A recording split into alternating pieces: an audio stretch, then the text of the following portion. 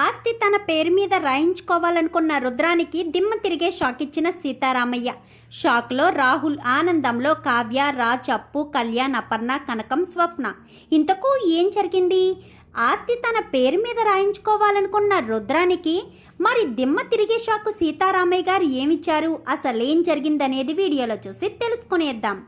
Brahmamudi upcoming ఎపిసోడ్స్లో ఏం జరగబోతుందో ముందుగా తెలుసుకోవాలి అనుకుంటే వీడియోని లైక్ చేయండి, ఛానల్ని సబ్స్క్రైబ్ చేసుకోండి, పక్కనే ఉన్న బెల్ సింబల్లో ఆల్ పై క్లిక్ చేయండి. ఇలా చేయడం వల్ల అందరికంటే ముందుగా చూడవచ్చు. మొత్తం మీద చూసుకున్నట్లయితే ఇంకా ఇటు కావ్యని ఇంట్లోంచి గెంటేశాము, అపర్ణనేమో హాస్పిటల్ పాలు చేశాము.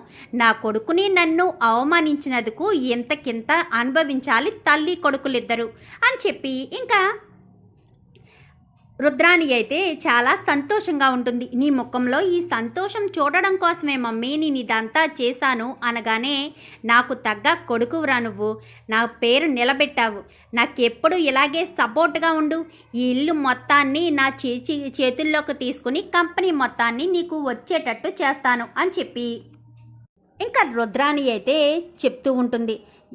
నీకు కాకపోతే ఎవరికి సపోర్ట్ చేస్తాను మమ్మీ, నాకు నువ్వు నీకు నేనే తప్ప ఇంట్లో మనకెవరు సపోర్ట్ చేసేవాళ్ళు ఉన్నారు? నా భార్య ఉందంటే నాకు అస్సలు సపోర్ట్ చేయదు, అటు తిరిగి నన్నే బ్లేమ్ చేస్తుంది తప్ప నాకు ఎప్పుడూ సపోర్ట్గా రాదు, ఇంట్లో వాళ్ళకే సపోర్ట్ చేస్తూ ఉంటుంది అని చెప్పి ఇక రాహుల్ అయితే అంటాడు, మొత్తానికైతే మనం అనుకున్నది సాధించేశాంరా అని చెప్పనేసరికి, ఇంకా ఉంది మమ్మీ సాధించాల్సింది, ఆస్తి మొత్తం నీ పేరు మీదకి రావాలి, కంపెనీ మొత్తం నా పేరు మీదకి రావాలి, అప్పుడు వరకు మనం రిలాక్స్ అవ్వకూడదు అని చెప్పాను. కానీ నెక్స్ట్ ఇంకేం ప్లాన్ చేద్దాం మమ్మీ అని చెప్పాను. కానీ ఏముంది, రాజ్ ఎలాగా హాస్పిటల్కి ఇంటికి తిరుగుతూ ఉన్నాడు, కంపెనీని ఎలాగా పట్టించుకోడు, నువ్వు అన్నావు కదా కంపెనీని చూసుకోను, కంపెనీ బాధ్యతల నుంచి తొలగిపోతాను అని, అదేమీ ఆలోచించకుండా రేపు ఉదయాన్నే నువ్వు యథావిధిగా కంపెనీకి వెళ్ళిపోమంటావా మమ్మీ అని చెప్పాను. కానీ వెళ్ళిపోరా, నిన్నెవ్వరూ ఆపరు, ధాన్యలక్ష్మి ఆపుతుందా? అస్సలు ఆపదు, ఇంకెవరున్నారు ఆపేవాళ్ళు? ఇంకా మా అన్నయ్య సుభాష్ అయితే హాస్పిటల్ దగ్గరే ఉన్నాడు, అడ్డుకునే కావ్య కూడా లేదు, ఇంకా స్వప్న అంటావా, అడ్డుకున్నా ఎలాంటి ఉపయోగం ఉండదు అని చెప్పనేసరికి, మరి నువ్వు మమ్మీ అనగానే, నేను మా నాన్న దగ్గరికి వెళ్ళి ఏదో రకంగా మాయ చేసో మభ్యపెట్టో ఆస్తి నా పేరు మీద రాయించుకుంటాను, కంపెనీ బాధ్యతలు మొత్తం నాకు ఇమ్మని చెప్పి అడుగుతాను, ఎలాగా మా నాన్న ఉన్న పరిస్థితిలో ఆస్తి మొత్తం నా పేరు మీద రాయడానికి ఇదే సరైన అవకాశం, దీన్నే మనము అవకాశంగా తీసుకోవాలి అని చెప్పి ఇంకా రుద్రాణి అయితే అనుకుంటుంది. ఇంకా హాస్పిటల్లో ఉన్న అపర్ణ పరిస్థితి రోజు రోజుకి కొంచెం మెరుగ్గా ఉండేసరికి, మా అమ్మగారి పరిస్థితి ఎలా ఉందనగానే, నిన్నటి మీద ఈవేళ బట్టరే, ఆవిడ కోమాలో ఉన్నా కానీ మా ట్రీట్మెంట్కి స్పందిస్తున్నారు, వీలైనంత తొందరలోనే కోమాలోంచి వచ్చేస్తారని నాకు అనిపిస్తుంది అని చెప్పి డాక్టర్ అయితే చెప్తాడు.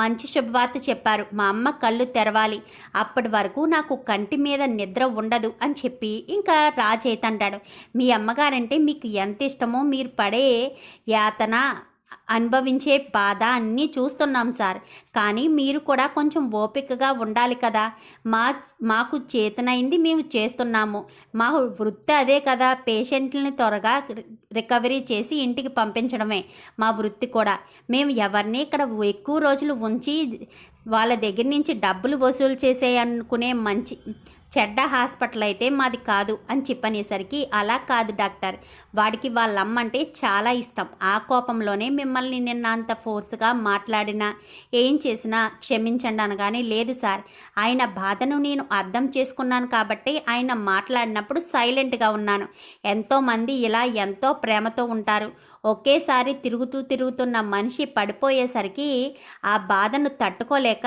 దాని కోపాన్ని ఎలా చూపించాలో తెలియక మా మీద చూపించేస్తుంటారు, పర్వాలేదు సార్, మాకు ఇవన్నీ మామూలే, కానీ మీ అబ్బాయిని కూడా జాగ్రత్తగా చూసుకోండి, ఎందుకంటే మీ మిస్సెస్ కోమాలోంచి బయటకు వచ్చేసరికి మీ అబ్బాయి పేషెంట్ అవ్వకుండా చూసుకునే బాధ్యత మీదే కదా అని చెప్పాను. కానీ థ్యాంక్ యూ డాక్టర్ అని చెప్పి ఇంకా సుభాష్ అయితే అంటాడు. సరే సార్, టేక్ కేర్, జాగ్రత్తగా చూసుకోండి. ఎప్పుడు ఏ మనిషిలో ఎలాంటి కదలిక వచ్చినా వెంటనే స్టాఫ్ నర్స్కి చెప్పండి, మాకు ఇన్ఫామ్ చేస్తారు. ఈ టైము ఆ టైము అన్నది ఆలోచించిన అవసరం లేదు. ఎప్పుడైనా సరే ట్రీట్మెంట్కి రెస్పాండ్ అవుతాం. మీ ఫ్యామిలీ డాక్టర్ అంట కదా, మాకు కాల్ చేసి చెప్పారు. అపర్ణ గారి హెల్త్ కండిషన్ గురించి కూడా మాకు చెప్పారు. అందుకే జాగ్రత్తగా చూసుకోవాల్సిన బాధ్యత నాకు ఎంతైనా ఉందని చెప్పాను. కానీ థ్యాంక్ యూ డాక్టర్ అని చెప్పనేసరికి డాక్టర్ అయితే వెళ్ళిపోతాడు. రాజ్, ఇంకా నువ్వు టెన్షన్ పడద్దు, వెళ్ళి కావ్యం తీసుకురారా అని చెప్పనేసరికి, ఏంటి డాడ్ ఏం మాట్లాడుతున్నారు? ఇంటి దగ్గర నానమ్మ కావ్యం తీసుకురమ్మంటుంది, మీరు కావ్యం తీసుకురమ్మంటున్నారు. కావ్య వల్ల నష్టపోయింది ఏంటో మీకు అర్థం కావట్లేదా ఏంటి? కావ్య వల్ల మా అమ్మ ఈ పరిస్థితిలో ఉంది. అప్పుడే మా అమ్మ హాస్పిటల్లో పడుకొని 5 రోజులు అవుతుంది. 5 రోజుల నుంచి మూసిన కన్ను తెరవకుండా ఉంది. నాన్న, రాజు అని నన్ను పిలిచే పిలుపు నాకు దూరమైంది. నేను ఎవరితో ఆ పిలుపు పిలుచుకోవాలి? మా అమ్మ పిలిచినట్టుగా నన్ను ఎవరు పిలుస్తారు డాడ్? నా బాధ మీకు అర్థం కావట్లేదా? నాకన్నా అమ్మ మీకు ఎక్కువగా తెలుసు కదా. మీ మిస్సెస్ దూరం అయితే మీకు బాధ లేదా అని చెప్పాను. కానీ నీకులా నేను ఆవేశపడలేను కదా రాజ్. నాకు తెలుసు అపర్ణకు ఏమీ కాదని. అది నువ్వు తెలుసుకోలేకపోతున్నావు అని చెప్పనేసరికి, ఏం తెలుసుకోమంటారు డాడ్? నా తల్లి నాకు దూరం అయితే ఆ పడే బాధ వేదన ఏంటో మీకు ఎలా అర్థమయ్యేటట్టు చెప్పాలి? నాకైతే అర్థం కావట్లేదని చెప్పాను. కానీ చూడు రాజ్, నువ్వు కావ్యను చాలా తప్పు పట్టావు. కావ్య గురించి చాలా తక్కువగా అంచనా వేశావు. కావ్య ఇంట్లో వాళ్ళందరి మీద ఎక్కువ శ్రద్ధ చూపిస్తుంది. ఎలాంటి రెస్పాన్సిబిలిటీస్ అయినా తీసుకునే కావ్య మీ అమ్మ విషయంలో నిర్లక్ష్యంగా ఉంటుందని ఎందుకు అనుకుంటున్నావు? అలా నిర్లక్ష్యంగా ఉండేటట్టు ఎవరైనా ప్లాన్ చేశారు అని నువ్వు అనుకోవచ్చు కదా అని చెప్పనేసరికి, ఏంటి డాడ్ ప్లాన్ చేశారు అంటూ కావ్య మీద మంచి ఇంప్రెషన్ కలిగేటట్టు చూస్తున్నారా అని చెప్పనేసరికి, నీకు ఈరోజు కాకపోతే రేపైనా తెలుస్తుంది కావ్య విలువ. కానీ అప్పటికి కావ్య మన చేతులు జారిపోయే అవకాశం కూడా ఉంది. అప్పుడు నువ్వు కావ్యను క్షమించమని అడిగినా కానీ కావ్య క్షమాపణ స్వీకరించి నీతో పాటు కాపురం చేయడానికి వచ్చే అవకాశం ఉండదు. ఎందుకంటే కావ్య నువ్వంతలా కించపరిచావని చెప్పాను. కానీ నా బాధ మీకు ఏం అర్థమవుతుంది డాడ్? మీకు ఎంత చెప్పినా అంతే అని చెప్పి రాజ్ అక్కడి నుంచి వెళ్ళిపోతాడు. ఇంకా సీతారామయ్య అయితే గదిలో కూర్చుని ఆలోచిస్తూ ఉంటాడు. ఏంటి పరిస్థితి? ఇంటి మహాలక్ష్మి అనుకున్న అపర్ణేమో హాస్పిటల్ పాలైంది. ఇంటికి మరో మహాలక్ష్మి అనుకున్న కావ్యని ఇంట్లో నుంచి బయటికి వెళ్ళగొట్టాడు రాజు. ఇల్లు ఒక మనుషులున్న శ్మశానంలా ఉంది. ఒక సంతోషం లేదు, ఒక ఆనందం లేదు, బిత్తరపోయినట్టుంది. ఇదంతా కూడా శత్రువులు ఏలుతున్నట్టు అనిపిస్తుంది. ఏంటి నా కుటుంబానికి ఇంతలా ఏ శనిగ్రహం పట్టింది? కళ్యాణ్ ఇంట్లోంచి వెళ్ళిపోయాడు. అపర్ణ హాస్పిటల్ పాలైంది. కావ్య ఇంట్లోంచి వెళ్ళిపోయింది. ఏంటి నా కుటుంబానికి పట్టిన పేడేంటి అని అనుకుంటూ ఉండగానే నాన్న అంటూ ఇంకా రుద్రాని గదిలోకి అడుగు పెడుతుంది. ఏంటి నాన్న ఎలా దిగులు పడిపోతే ఎలాగా? వదినికి ఏమీ కాదు నాన్న, హాస్పిటల్ నుంచి వచ్చేస్తుంది, క్షేమంగానే వచ్చేస్తుంది, క్షేమంగా శ్మశానానికే వెళ్ళిపోతుందిలే అని చెప్పి మనసులో అనుకుంటుంది. కావ్య అలాగా ఇంట్లోంచి వెళ్ళిపోయింది కదా నాన్న, తప్పు చేసింది. రాజుని క్షమాపణ అడగమంటే అడగకుండా వెళ్ళిపోయింది. అందుకే ఎలాగా జ్యువెలరీ డిజైన్ పోస్ట్ ఖాళీగా ఉంది కదా, ఇంతకు ముందు చూసుకున్నట్టే నేను చూసుకుంటాను. పవర్ ఆఫ్ పటాన్ని నా పేరు మీద రాయించినాన్న అని చెప్పనేసరికి ఇంకా ఒక్కసారిగా సీతారామయ్య గారు రుద్రాని వంక చూస్తారు కానీ ఏం మాట్లాడరు. చెప్పు నాన్న, పవర్ ఆఫ్ పటాన్ని నా పేరు మీద రాస్తావా? నాకు పేరు మీద రాస్తే మన కంపెనీని నేను జాగ్రత్తగా చూసుకుంటాను నాన్న. రాహుల్ నేను ఎలాంటి ఇబ్బంది లేకుండా చూసుకుంటాము అని చెప్పనేసరికి, ఏంటి రుద్రాని, ఏంటి నేను లేని సమయంలో వచ్చి మీ నాన్న చెవులో ఏంటో జోరేగలా ఏదో ముసురుతున్నావు అని చెప్పనేసరికి, నేనేం మాట్లాడుతున్నానమ్మా, ఉన్న మాటే కదా అన్నాను. నేనేమన్నా తప్పు మాట్లాడైనా? కంపెనీ బాధ్యతలు చూసుకోవడానికి ఎలాగా రాజ్ లేడు. కావ్య ఏమో జ్యువెలరీ డిజైనర్ పోస్ట్ను కూడా వదిలేసి వెళ్ళిపోయింది. ఇప్పుడు ఇంకా కంపెనీని ఎవరు చూసుకుంటారు? అందుకనే నేను చూసుకుంటాను అంటున్నాను. అందులో తప్పేముంది?